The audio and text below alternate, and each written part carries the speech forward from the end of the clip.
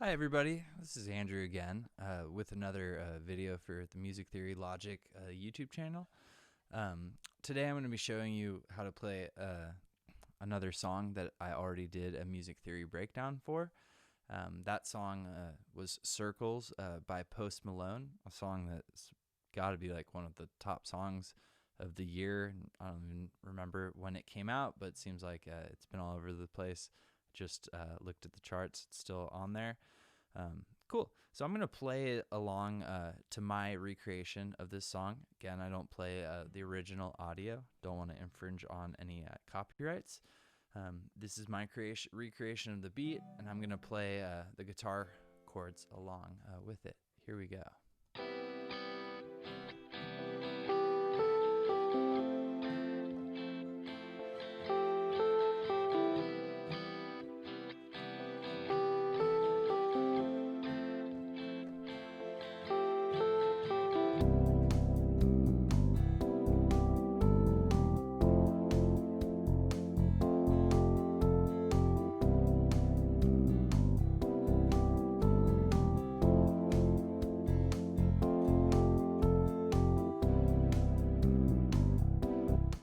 Nice. I'm stopping it there because that's basically the guitar part that keeps repeating.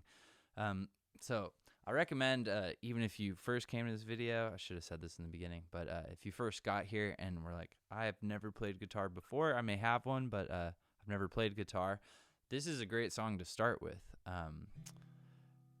For those of you that teach guitar out there, this is a really easy song to start students on, at least for some of these chords. So we're using two chords. They're both major sevenths.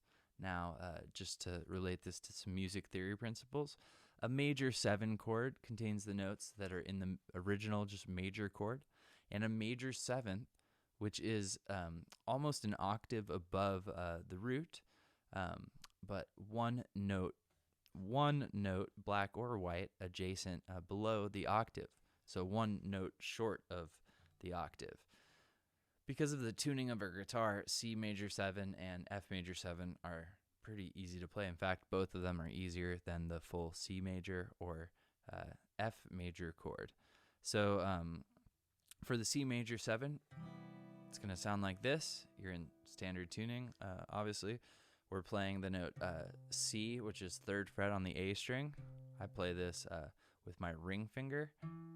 And then with my middle finger, I'm playing the note E. This is the 2nd fret on the D string. Those are the only notes I'm fretting. With this ring finger, I'm muting the low E. That's important if you want to be able to strum all the way across the guitar and not hear that note, which doesn't sound as clean. Cool. Then the next chord I'm playing is an F major 7. I used to think of this as like sort of ladders. You're starting on the 2nd string in. That string's B. You're on the 1st fret. And then the next string in is G. You're on the 2nd fret. Next string in is D. You're on the 3rd fret. Those notes are F, A, C, and then the note we're not pressing, which we want to make sure that we're not muting that string. We want to hear the E because that is the major 7. Cool. Then for this chord, I also want to mute the strings that I don't need. In this case, I have 2 strings I don't need.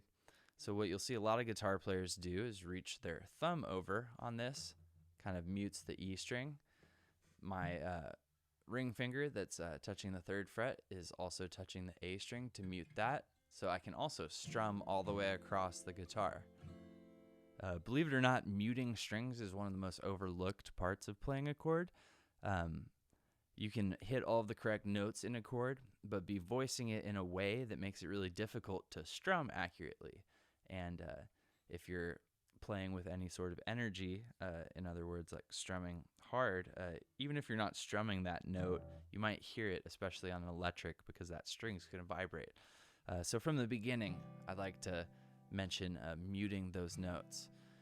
Cool. Then the next thing someone might ask is the strumming pattern. I'll play it for you once. I found the easiest way to figure out strumming is to just listen to the rhythm. Slow, it's this.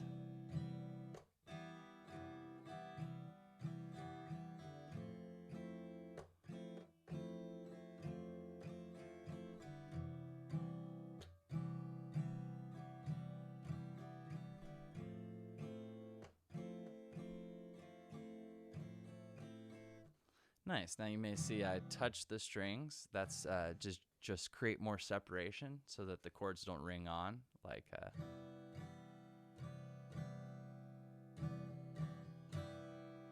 just has more attack when you separate them out. Cool. Then back to the rhythm. For both of the chords, I like to just turn my guitar over and tap the rhythm. Both times we're playing each of the chords, we do this rhythm.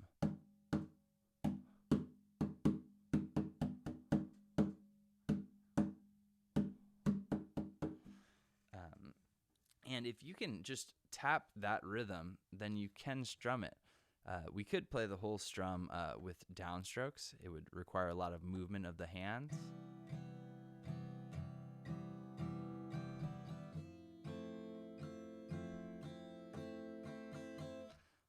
And typically, you don't want to just do downstrokes because every time you go down with your hand, in order to do another down, you have to go up. So that would be a wasted motion we're not using. So we might as well hit the guitar strings coming up as well. And then past that, every single rhythm that I've ever come across on a guitar strumming pattern is basically taking advantage of the efficiency of the down and the up. So if the fastest the strumming is going 1 and 2 and 3 and 4, and if we are moving our hand down and up for those eighth notes, and then let's say we play eighth, eighth, eighth, eighth, quarter, quarter. For the quarter notes, we'd probably be doing 2 down in a row. That's so that our hand momentum stays going with the eighth note. But yeah, again, Circles by Post Malone couldn't be an easier chord progression to learn on the guitar. And hopefully this was helpful. If you already have been playing guitar for a while, perhaps it was at least a review of your C major 7. I remember for me on guitar, I jumped to the C major and I didn't realize that a major 7 was just taking my finger off, which makes it pretty easy. But cool. I'll link to my music theory textbook below. That's more geared towards electronic music. I'm going to work on some guitar stuff that I'll either put on my website or on an online retailer. But yeah, till then, my email's below. If you have any questions or want to leave me a comment to let me know how I can do better or ideas for future songs, I'd love to hear them. And I'll link to my music below and again to that book. So till next time, hopefully this helped you learn some guitar for popular music.